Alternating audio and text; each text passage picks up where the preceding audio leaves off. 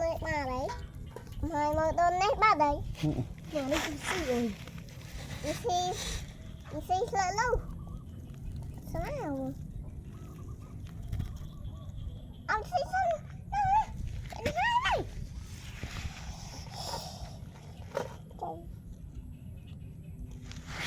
Cái hung của mấy người này.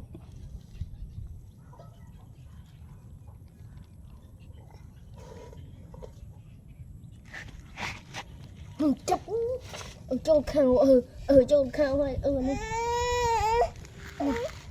chị cây bị cái nào vậy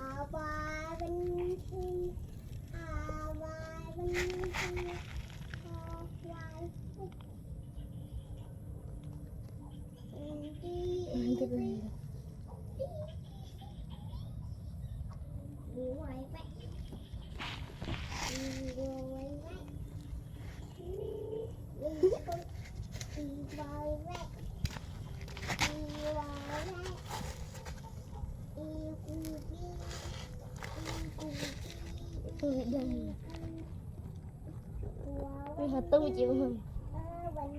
Đi cơm gì vậy? Cơm gì?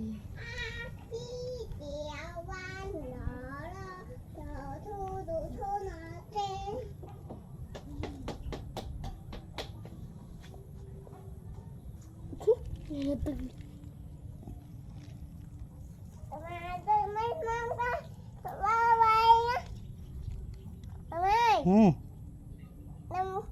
Tay chụp đau lên á. Sao lên tôi? Tao thì nhả chơi vậy. Ôm mũi kìa. Này, không ai.